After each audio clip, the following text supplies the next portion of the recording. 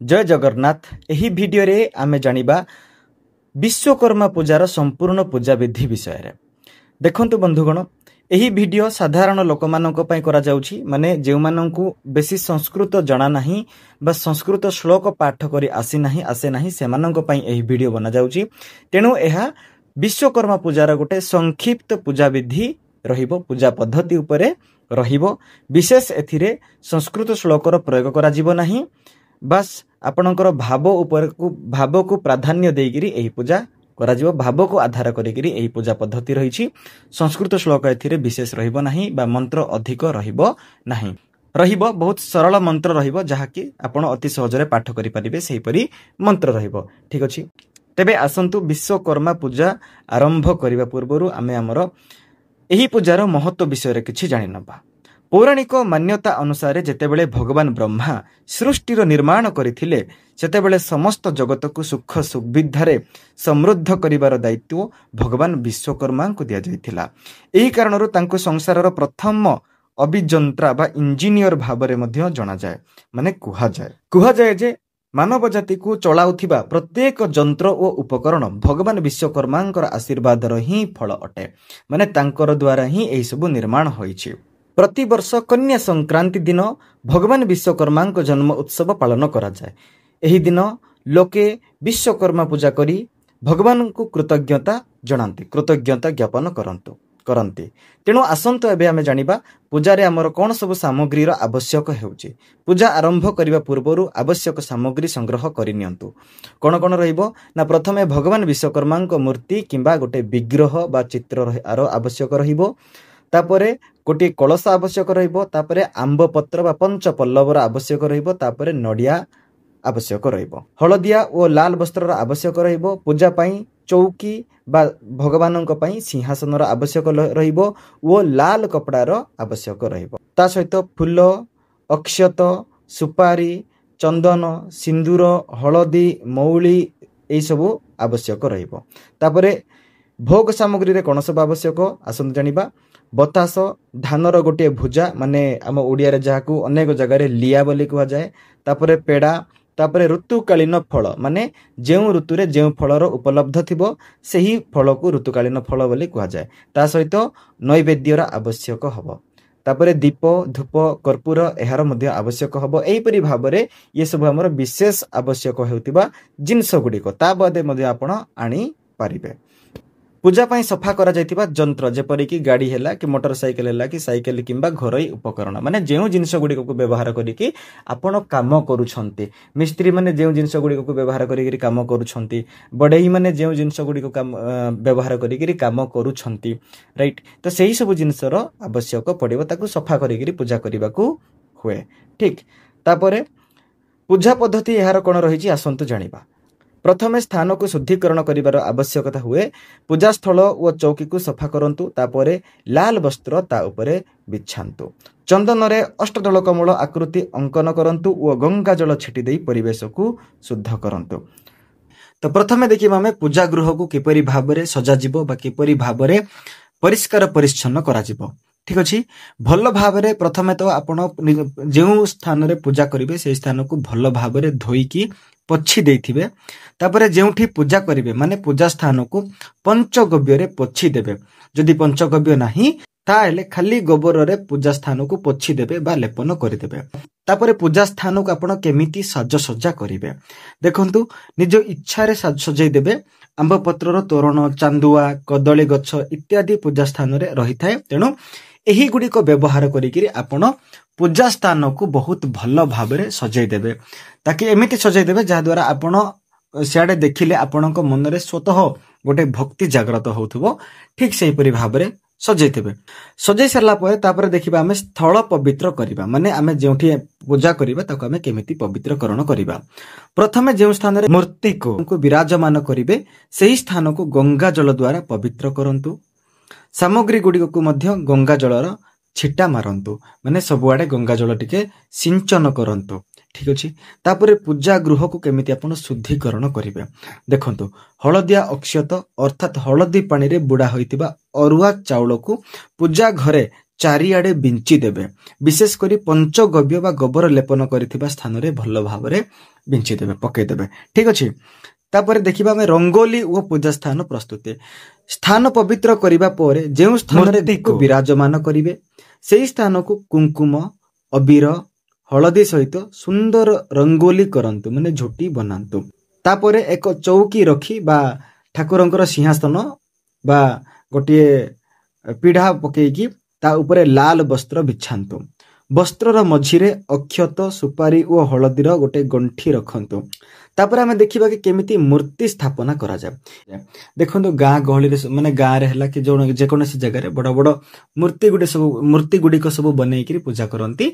ତ ଅନେକ ସମୟରେ କଣ ହୁଏ ନା ସେହି ବଡ ବଡ ମୂର୍ତ୍ତି ଗୁଡ଼ିକ ଉପରେ ପାଣି ଛିଟା ମାରିବା ଦ୍ୱାରା ସେଗୁଡା ସବୁ ଖରାପ ହେଇଯାଆନ୍ତି। ତେଣୁକରି ଗୋଟେ ଛୋଟ ମୂର୍ତ୍ତି ଗୋଟେ ରଖିବେ ଆଉ ଗୋଟେ ବଡ ମୂର୍ତ୍ତି ରଖିବେ ହେଲେ ଭଲ। ମାନେ ବଡ ମୂର୍ତ୍ତି ଅଛି ଯଦି ତା ପାଖରେ ଗୋଟେ ଛୋଟ ମୂର୍ତ୍ତି ରଖିବେ ଯୋଉଠି ଆପଣ ସମସ୍ତ ପ୍ରକାର ପୂଜା କରିପାରିବେ। ଠିକ ଅଛି। ସମସ୍ତ ପ୍ରକାର ସାମଗ୍ରୀ ପ୍ରସ୍ତୁତ କଲା ପରେ ମାନେ ପୂଜା କରିବା ସ୍ଥାନରେ ରଖିଲା ପରେ ଏବେ ବର୍ତ୍ତମାନ ପୃଥିବୀ ପୂଜନ ଆରମ୍ଭ କରିବେ ନା। ଦେଖନ୍ତୁ ବନ୍ଧୁଗଣ, ଯେକୌଣସି ପୂଜା ବିନା ଆସନରେ କରାଯାଏ ନାହିଁ।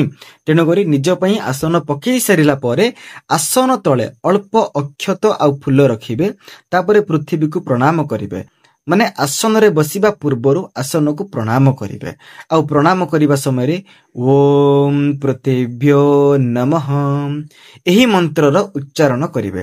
ତାପରେ ଆସନରେ ବସିବେ। ଆଉ ଗୋଟିଏ କଥା ମନେ ରଖିବେ ବନ୍ଧୁଗଣ, ଆସନକୁ ପାଦରେ ଘୁଞ୍ଚେଇବେ ନାହିଁ। ଯେତେବେଳେ ଆପଣ ବାହାରକୁ ଯାଉଛନ୍ତି କି କୁଆଡେ ଯାଉଛନ୍ତି, ମାନେ ଉଠିକି ପୂଜା ସ୍ଥାନରୁ ଉଠିକି ଯାଉଛନ୍ତି, ତ ଆପଣ ଆସନକୁ ନା ଭାଙ୍ଗି ଦେବେ, ତାକୁ ସାଇଜରେ ଚଉତିକି ରଖିବେ, ତାପରେ ଯିବେ। ତାକୁ କେବେ ବି ଗୋଡରେ ପାଦରେ ତାକୁ ଏପଟ ସେପଟ କରିବେ ନାହିଁ। ଠିକ। ତାପରେ ଦେଖିବା ପବିତ୍ରକରଣ କେମିତି କରାଯାଏ। ଦେଖନ୍ତୁ, ବାମ ହାତରେ ଜଳ ନିଅନ୍ତୁ ଏବଂ ଏହି ମନ୍ତ୍ର ଉଚ୍ଚାରଣ କଲା ପରେ ନିଜ ଉପରେ ଜଳ ସିଞ୍ଚନ କରନ୍ତୁ, ଛିଟା ମାରନ୍ତୁ। ଠିକ ଅଛି।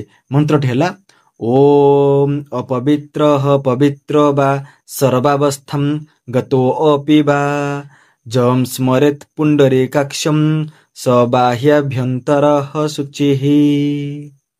ବାସ୍, ଏବେ ଆପଣ ଜଳଟିକୁ ନିଜ ଉପରକୁ ସିଞ୍ଚନ କରନ୍ତୁ। ଇଏ ହେଇଗଲା ପବିତ୍ରକରଣ। ତାପରେ ଏହାପରେ ଆଚମନ କରିବାର ବିଶେଷ ବିଧି ରହିଛି ନା। ନିଜ ଆସନରେ ବସିକି ଆଚମନ କରିବେ। ପୂଜା ପୂର୍ବରୁ ଆଚମନ କରିବାର ଏକ ବିଶେଷ ଗୁରୁତ୍ୱ ରହିଛି। ଆଚମନର ପ୍ରକ୍ରିୟା କିଛି ଏହିପରି। ଏକ ତମ୍ବା ପାତ୍ର କିମ୍ବା ଲୋଟାରେ ପବିତ୍ର ଗଙ୍ଗା ଜଳ ପୂରଣ କରନ୍ତୁ। ଗଙ୍ଗା ଜଳ ନଥିଲେ ଶୁଦ୍ଧ ଜଳ ରଖନ୍ତୁ। ହଁ, ମୁଁ ତ କହିବି 2ଟା ଲୋଟାରେ ପାଣି ରଖନ୍ତୁ। ଗୋଟିଏ ନିଜର ହାତ ଧୋଇବା ପାଇଁ ବ୍ୟବହାର କରିବେ, ଆଉ ଗୋଟେ ଠାକୁରଙ୍କୁ ଆଚମନ କରାଇବା ପାଇଁ ବା ଠାକୁରଙ୍କୁ ସ୍ନାନ କରାଇବା ପାଇଁ ବ୍ୟବହାର କରିବେ। ଠିକ ଅଛି।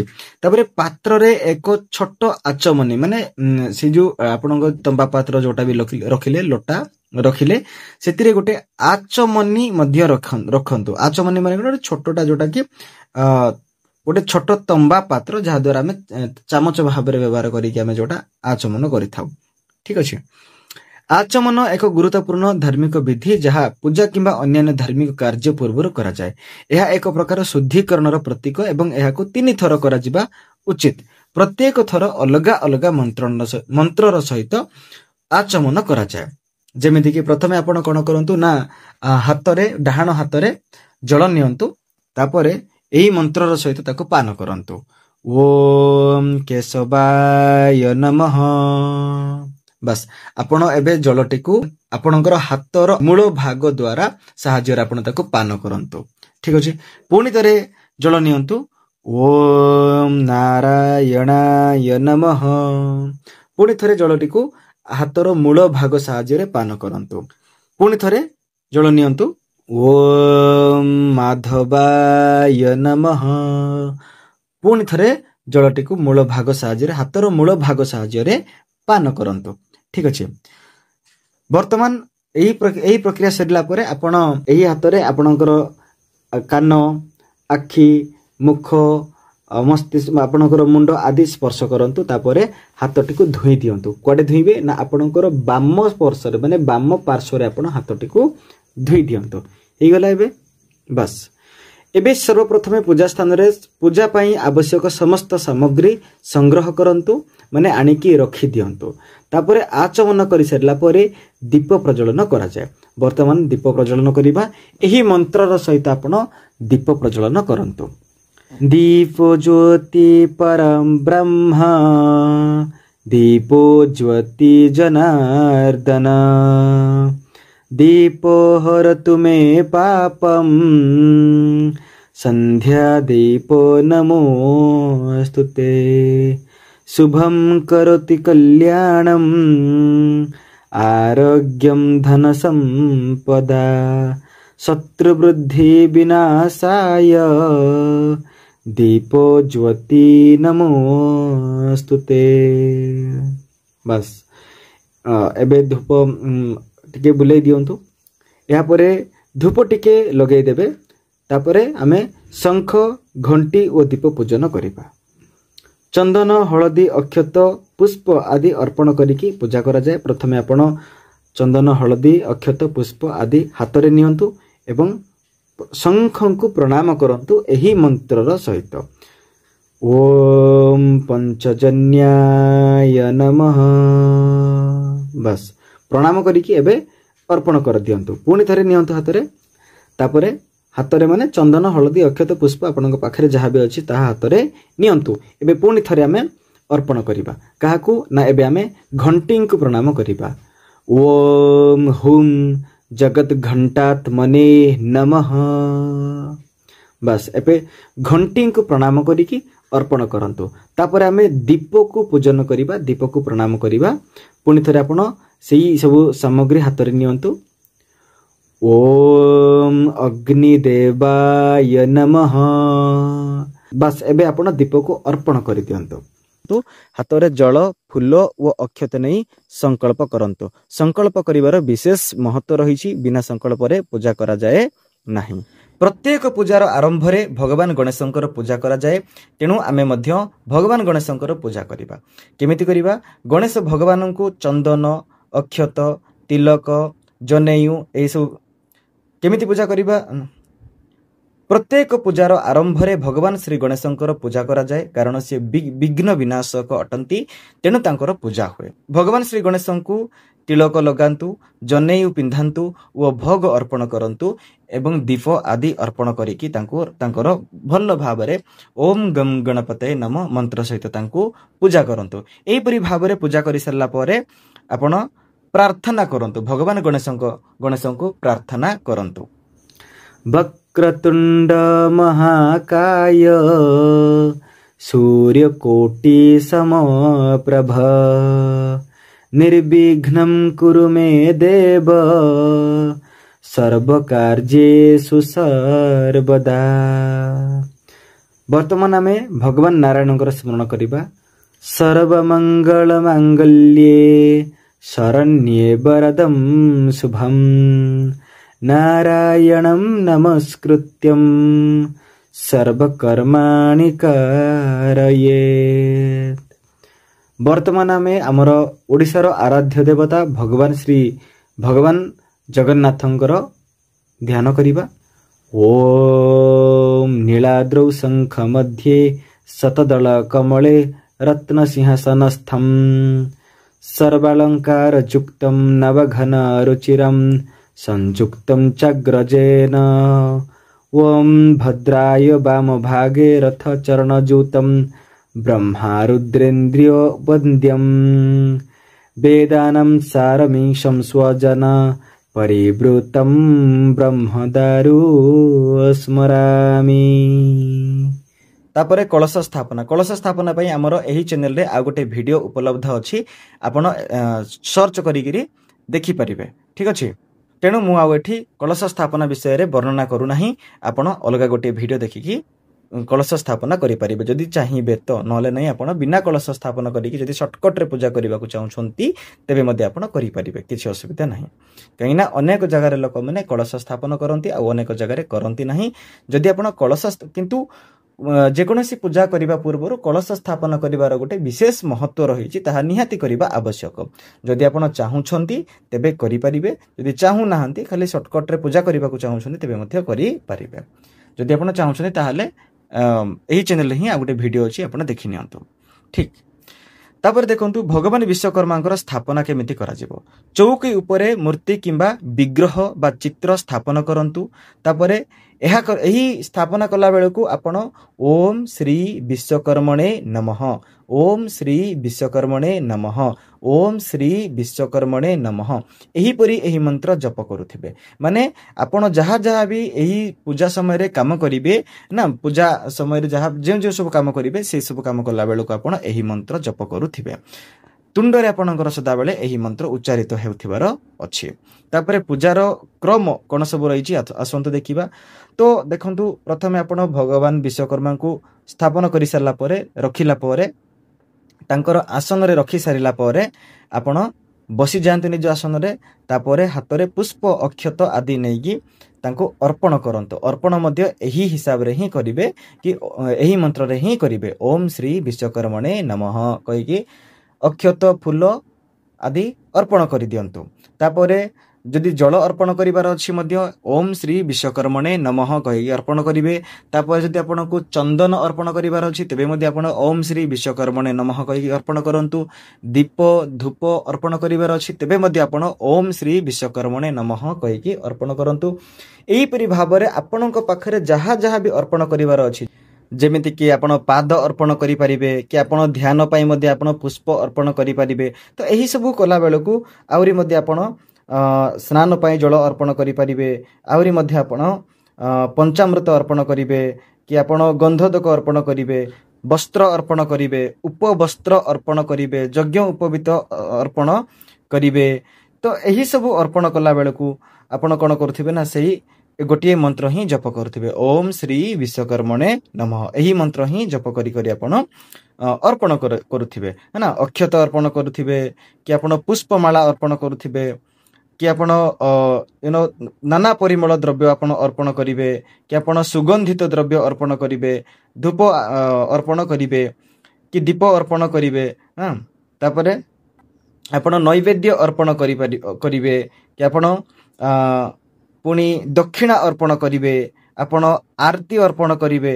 तो एही सब अर्पण कला बेलकु सेही गोटे मंत्र ही उच्चारण करी कि आपण अर्पण करिवे ओम श्री विश्वकर्मणे नमः। माने एही मंत्र उच्चारण करी करी आपण सेही सब जिनिस को अर्पण करिवे ठीक अछि। यंत्र उपकरण माननकु अक्षत फूल ओ चंदन दियंतु। माने उपकरण यंत्र माने आपण जे जे सब जिनिस को व्यवहार करी रोजगार करूछंती बा काम करूछंती है ना। जे आपण शिल्प काम करूछंती सेही सब सामग्री रे आपण अक्षत फूल चंदन सब लगांतु, धूप दीप आदि लगांतु।